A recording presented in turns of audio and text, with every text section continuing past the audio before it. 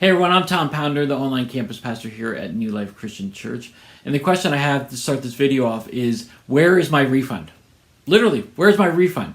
I've been waiting for my refund for quite some time, and I'm wondering where is my refund because I could really use that money right now. Have you ever thought about that? Like whether it's for tax purposes or you bought like a product and you get a refund in the mail or something like that. And you're like, where's my refund? And you're always checking your watch, like, is it time yet? Or you go to the mailbox or you go to your bank account and see if it got direct deposited in.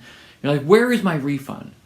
Because I don't know about you, but when I get a refund, I'm thinking, what am I going to spend that money on? What am I going to use it for? Am I going to go and save it for a trip, or am I going to pay off a credit card or something like that, or am I going to use it for a future purchase? Where is my refund? It's a big question I ask because I want to use that money. And see, I don't know about you, but I want to encourage you as you think about what you do with a refund or a cash back or money given to you in some way, to not just think about it from a selfish perspective. And that's fine if you do that from time to time. But think about it from a bigger perspective. Think about it from an eternal perspective, actually. What could you do with that money today that could help someone else live a better life or come to know Jesus?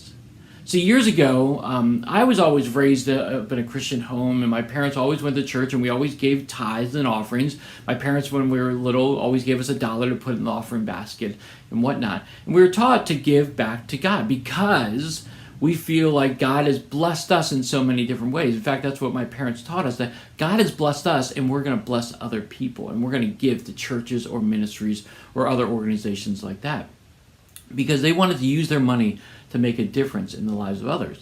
Well, after my divorce, I was in severe financial debt. I went through, again, if you've been through a divorce, I hope not, but if you've been through a divorce, you know that it's costly and it destroys you financially. And I didn't have a lot of extra money on my plate. But I have a friend of mine who shared this verse with me, and I want to share it with you as you think about what to do with your finances and how you can give for a bigger purpose. It's found in 2 Corinthians 9:7. It says this: each of you should give what you have decided in your heart to give, not reluctantly or under compulsion, for God loves a cheerful giver.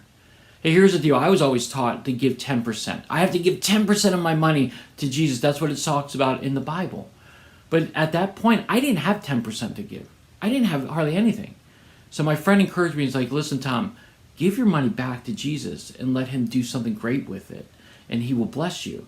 And so I'm like, okay, I'm going to do this. I'm going to start with $100. I'm going to make it in $100, and I'm going to give consistently for $100. And then I'll gradually give more. And that's what I did. I continued to give more and more and more. And I started giving back to God to where ultimately I'm at a great place where I'm able to give to God and let him do some great things. But the thing is that when we give to God and we give back to organizations that serve the Lord, our money is not just being given to just willy-nilly things. They're given so that an eternal purpose can be made and lives can be changed. I love this, what it says in 2 Corinthians 9:11, a little bit further down. It says this: yes, you will be enriched in every way so that you can always be generous. God's going to bless you. God's blessing you in different ways so that you can be generous.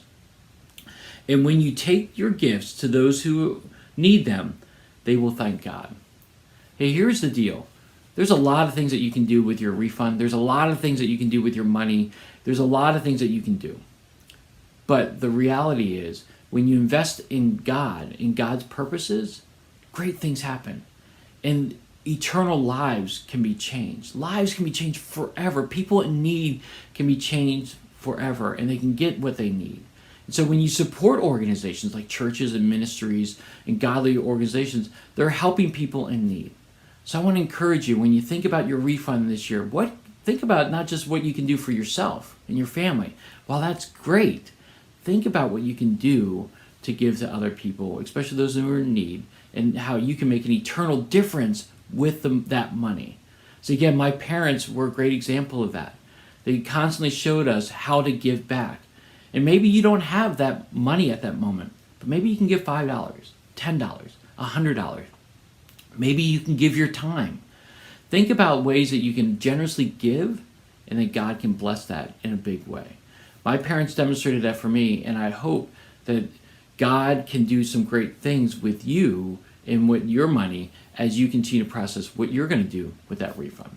So that's the encouragement for you to do. Think about using that money for an eternal purpose and see what God does today. Hey, if you've got stories about how you've given back to God and how God's used that in a big way, definitely put it in the comment section below. If you have questions about what it means to give and how you can do that today, put it in the comment section below or email me at tomp@newlife.church. I would love to talk to you more about this. All right, everyone. Well, I hope you have a great rest of your day, and I'll talk to you soon.